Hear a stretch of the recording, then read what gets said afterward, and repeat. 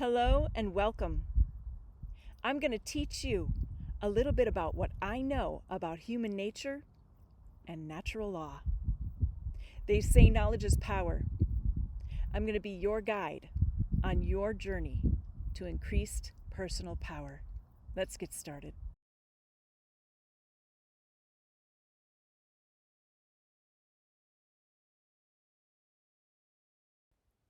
Hello, hello. Today's topic is really interesting. It's really about appreciating your body for whatever it may be.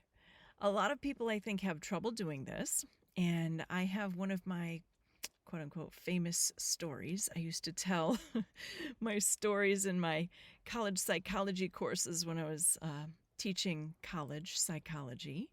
And a lot of my students used to say they loved the stories because it helped them connect the material to what they were learning. So today I'm going to tell you one of my stories, and I hope you'll be able to kind of apply what you learn to your own life.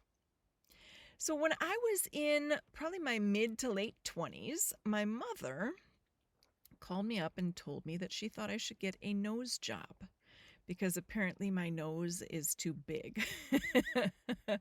So, yeah, I mean, it works really well, that's for sure, I can tell you. I can smell some things that other people can't, and that's both a blessing and a curse, I suppose.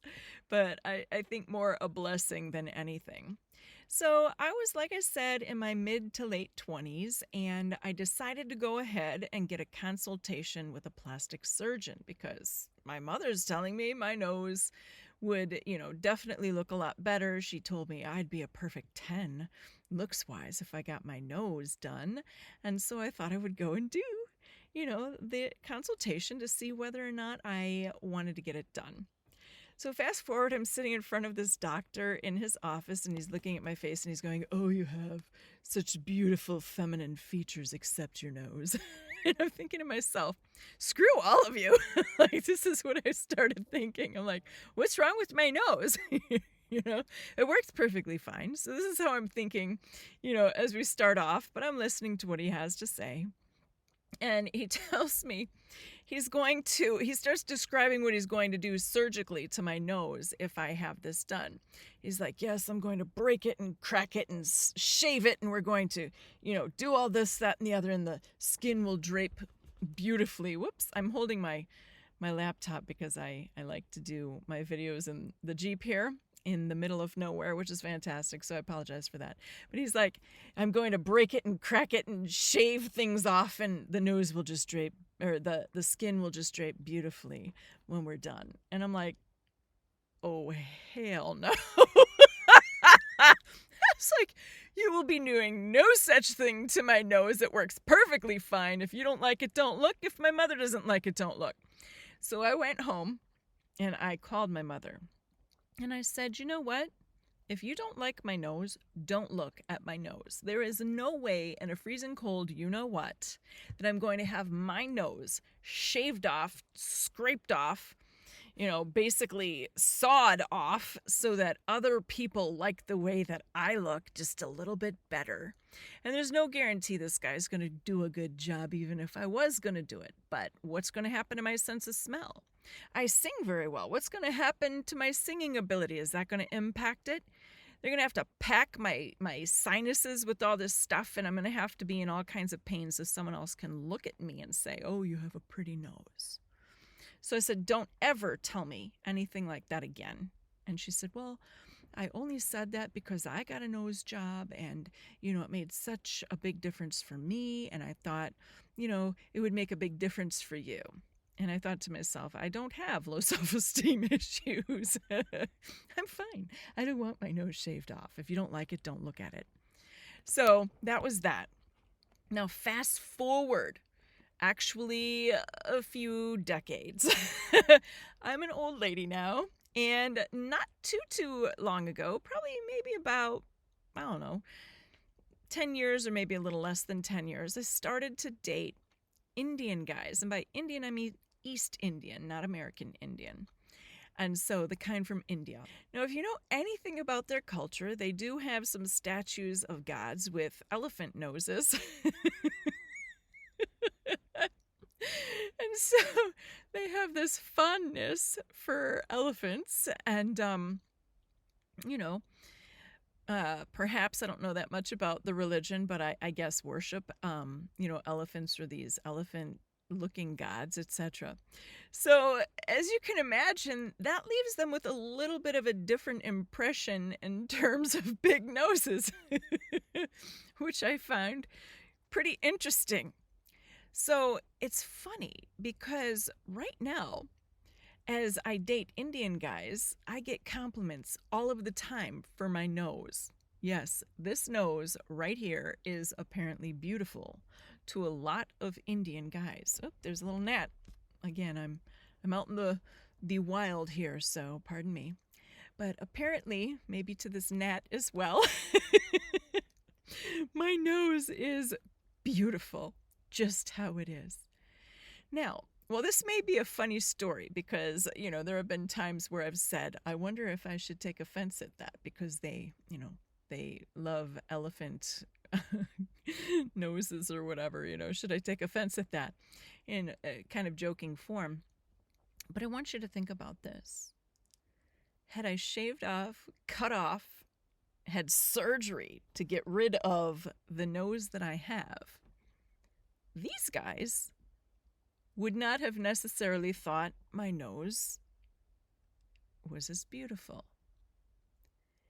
But not shaving off, cutting off, etc., other people don't think it's as beautiful. Think about that for just a second. The audience itself is going to determine whether or not my nose is beautiful. Think about that for a second. Who cares? Who cares what anybody else thinks about my nose? Key term there, my nose. It works well. Why would I want surgery? It works extremely well. Why would I want surgery? Just to make some people think it's beautiful, only to find out later that other people that I'm interested in don't now? Should I get it sewn back on to please the Indian guys? Do you understand? When you're making a determination about whether or not you should appreciate your own body, be very careful.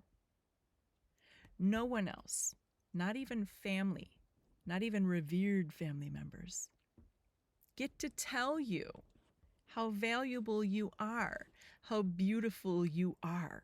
Who cares? Maybe my nose is big. So, if you don't like it, don't look. I like it just fine.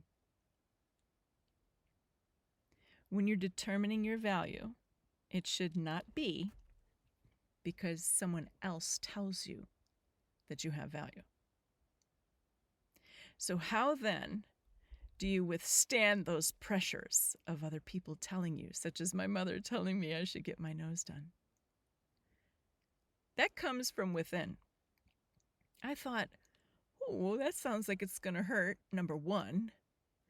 I don't have a problem with my nose, number two. So why would I do it then? Now, if you do have a problem with something, such as your nose, you have the right to get it done. My mother said that it changed her life for her. But when I look, I don't know that that really did change her life for her. Each person has their own type of struggle. In fact, we all have many struggles. So when you tell me that getting your nose done changed your life for you, but yet I see struggles that are still related to the struggles you had before you got your nose done, I'm not buying it. Your struggles don't go away because you change something about your body. I would, in fact, say that if you have a perfectly good body structure that works perfectly fine and you want to hack it all up, there's something else going on internally.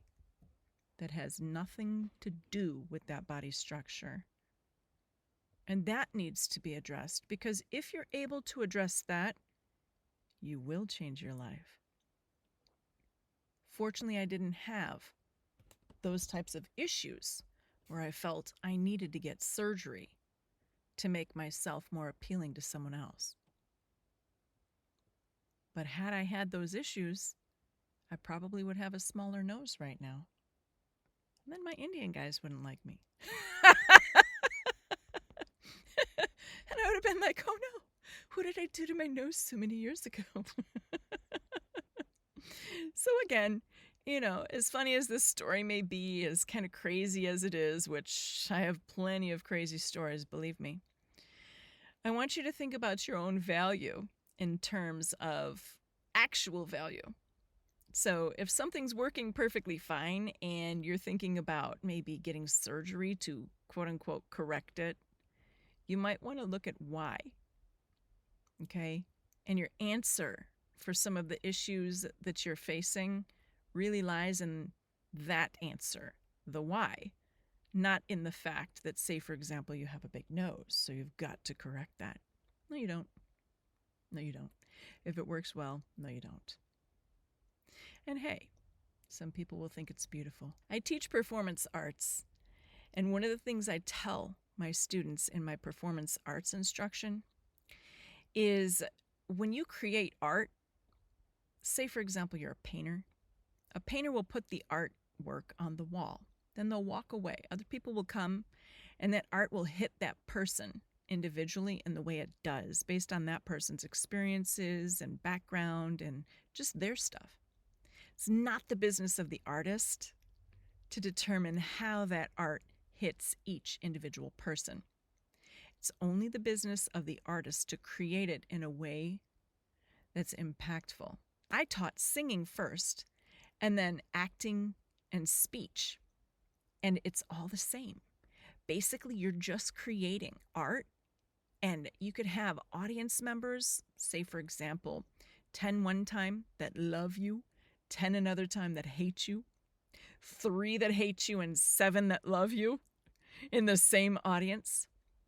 And you're doing the same exact performance each time for all of those audience members. So what is it that hits people differently? Do you see where I'm going with this? What is it that hits people differently?